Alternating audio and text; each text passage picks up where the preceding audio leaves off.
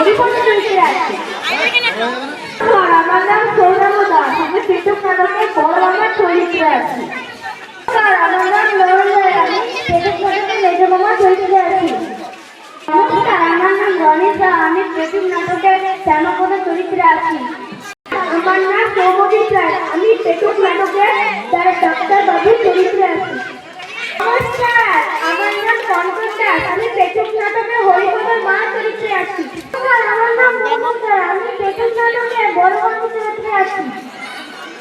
আমার নাম আদিতি পাইকি, আমি পেটুক নাটকের মেজবাবু চরিত্রে আছি।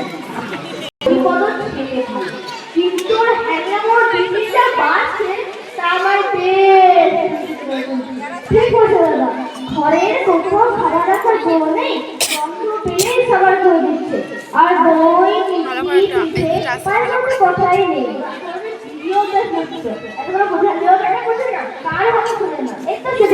তোমার বউ মারা খেয়েছে না ভাই? কি করে আসতে বলো, আমি দৌড়ে রাখাগুলো দেখেছিলাম। কি করে আসার পর তোমার বৌমা তাকে দই মিষ্টির দিকে দেখে সব ধোয়া, সে কি মাটির ঘরে কাঁচা পিঠে খেয়ে রয়েছে, সব কিছুই পেটে খুঁড়ে উঠেছে। আস্তে করে রামধোলা দিলে বেটা পরিষ্কার করে আর দুটো কুটুমদের কাছে মাংস সব কি করবার বলতো আপন ভাবিনি, ওকে তারা তা জানে না, তার দিদি মনে কষ্ট পায়। সেটা তো বের করতে হবে দাদা, না পারছে না। ঠিকই বলেছিস, কিছু একটা উপায় বের করতেই হবে। দাঁড়া, রমেশ ডাক্তারকে কথা বলে দেয়, ওই যদি উপায় বের করতে পারে ওর যা বুদ্ধি।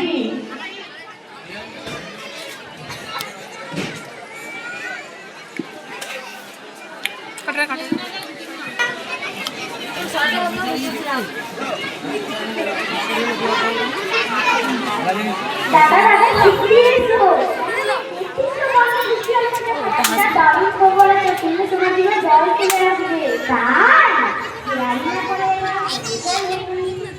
দারুণ খবর, পিসিমা এই মাত্র এক কি রেখেছে দই। এটা দারুণ খবর, তাহলে তো তোমার ঘরে খেতে হচ্ছে। বলতে দেওয়া যায়, তুই যা নিয়ে দই হাইটা নিয়ে পিসিমার ঘরে তো ঠিক করে আমি যে না পারতাম, তাই তো ছুটি এসে তোমাকে খবরটা দিলাম। আমার লুচি খাওয়াছে, চল এবার দইয়ের সস ব্যবহার করা যাক।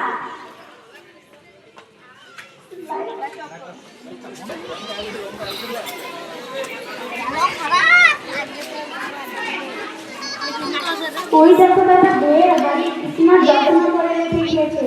কি বলেছিস ভাই, পিসিমার যত্ন করে রেখে গেছে আমার, হ্যাঁ তুমি তোমার জন্য আমি যে খবরটা দিলাম সেটা কিছু না, তুমি একাই তো সেবা করবে কি? আরে না রে ভাই, আগে আপনার দিকে তুলে দেখি টক দই না মিষ্টি দই। ওরে বাবা রে, মরে গেল রে, ওরে বাবা রে, মরে গেল রে, ওরে বাবা রে, মরে গেল রে, ওরে বাবা রে, মরে গেল রে, ওরে বাবা রে, মরে গেল রে। তাহলে মশলা ভালো হয়েছে।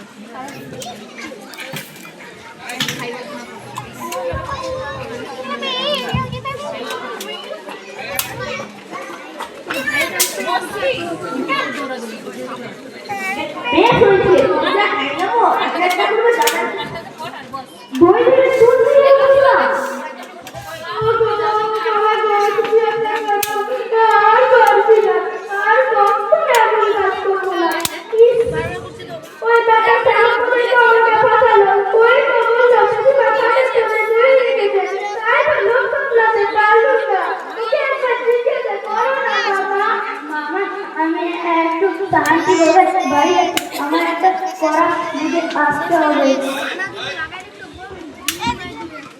হরিপদ, তুমি কতবার বলেছি এদিকে একটু পাল্টা, এত লালসা ভাব ভালো নয়। দেখলে তো তুমি খেয়ে বিপদে পড়লি।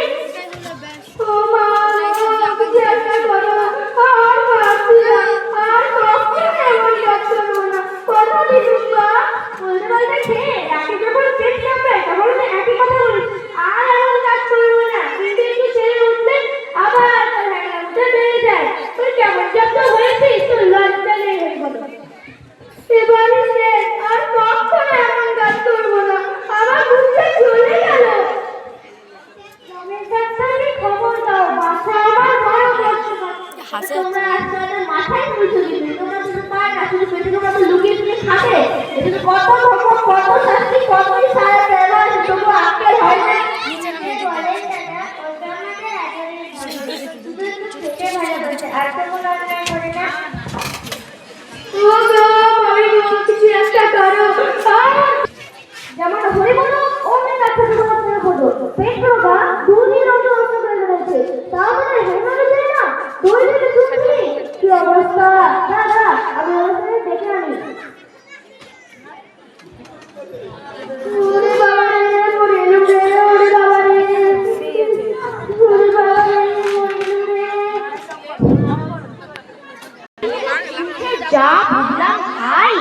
আর এমন কাজ করবো না। কত ছাড়তি বলতে পারিনি, কিনতে পারিনি। কত ছাড়তি আমার জন্য খাওয়া ছিল মহা হাঙ্গামা। তাই তো দেখছি দাদা, তোমার শরীরের কি অবস্থা, না খেয়ে খেয়ে একেবারে শুকিয়ে গেছো। তবে পরিস্থিতি এখন অনেকটা স্বাভাবিক, তবু একটু একটা খেতে পাচ্ছি। তাই নাকি? একটা সুখবর আছে দাদা। কি রে? ক্ষীরের লাড্ডু ভাড়ার ঘরে তাকিয়ে রাখা ছিল, আমি সন্ধান পেয়ে তোমার জন্য চুরি করে এনেছি। ক্ষীরের লাড্ডু? সত্যি? কোথায় রে? এ নাও দাদা, ক্ষীরের লাড্ডু খাও। ও বাবা, এ তো দেখছি সত্যি ক্ষীরের লাড্ডু। আহ, কি স্বাদ! কথা না বাড়িয়ে চটপট খাবার খেতে। সত্যি খাচ্ছে রে, হরিপদ, সলা আছে হরিপদ, তো হরিপদ, দই আছে, দই হরিপদ,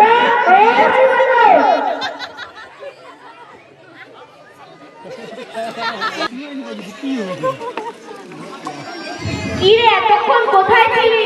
এই তো পড়েছিলাম। তবে আগে চেঁচাচ্ছিলাম, শুনতে পাচ্ছিলিস না? আগে জল খাচ্ছিলাম না, শুধু জল নাকি স্থলও ছিল?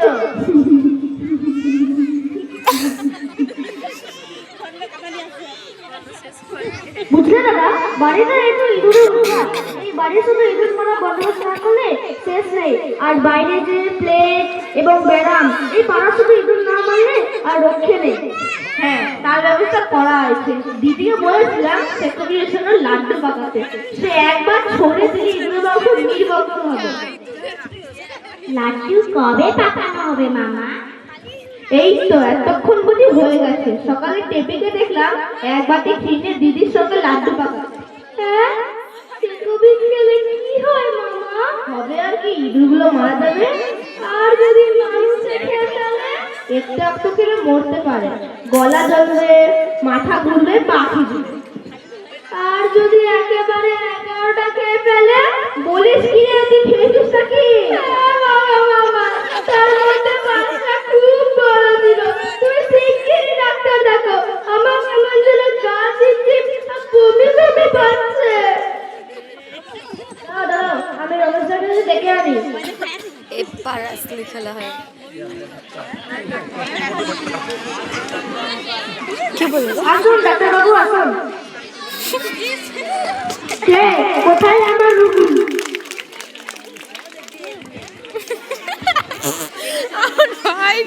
জিতে খেলা হাসে তো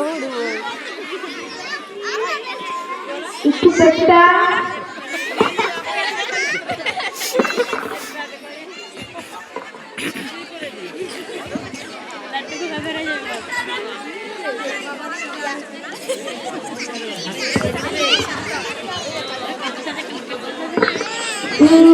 তা কি হতে পারে? হরিপদ সেক্রেটারির জন্য লাড্ডু খেয়ে ফেলছে বাবু। হ্যাঁ, সে কি? এ তো মারাত্মক ব্যাপার। আরে তাকে বাঁচানো মুশকিল। ওকে যেইভাবে হোক বাঁচান ডাক্তার বাবু, আর কখনো এরকম কাজ করবে না। আমি আর কখনো এমন কাজ করবো না, আমাকে বাঁচা। বেশ, তবে একটা করার তেতো ওষুধ খাওয়ানো হবে। হ্যাঁ, তেতো ওষুধ? হ্যাঁ বাবা, তেতো ওষুধ খুব করা। এ হলো অফিসের জম। হা করো, হা। ওরে বাবা রে, কি তেতো, কি দুর্গন্ধ। এবার এটা শুকে দেখো। কি ঝাঁজ। এবার ওকে পাশের ঘরে নিয়ে গিয়ে ভালো মতো লেপ কম্বল দিয়ে শুয়ে দাও। দেখো যেন ঘাম বেরোয়, 3 দিন আগে যেন উঠতে না পারে। আচ্ছা ডাক্তারবাবু, হরিপদ কি খাবে? চিরতার ঝোল ও সাবুতে থাকতে হবে। আপনি উপরে মার কাছে যাও। মার কাছে যাবে না আরো কিছু? তাকে এখন ভুলিয়ে বলে তোমার কোনো লাভ নেই। তোমার মা আর মাসিরা জানতে পারবে যে তুমি লাড্ডুকে আরো অসুস্থ করতে। যাও, পাশের ঘরে যাও। গিন্নি, ও গিন্নি।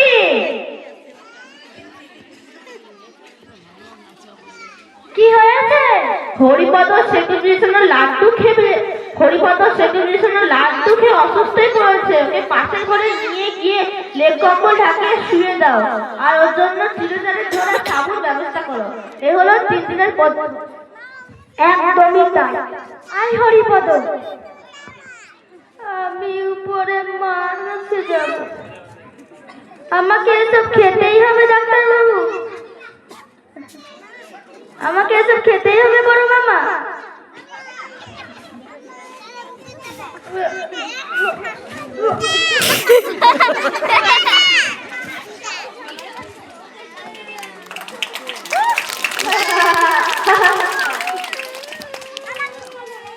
আজ যা খেল দেখালি ডাক্তার, একটু পায়ে ধুলে দাও।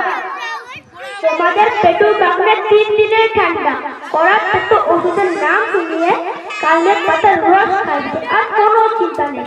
এটা ওটা খাও, চুরি করে খাওয়ার সাহস পাবে। দারুণ বুদ্ধি তোমার। আমার পেটু যত্ন করলে তোমার সেতো দিচ্ছে আইডিয়াটা পুরো জমে কি। কি থেকে মনে পড়লো, ভাড়ার ঘরে কি সত্যি সত্যি ছেড়ে লাড্ডু অবশিষ্ট আছে নাকি? আছে আছে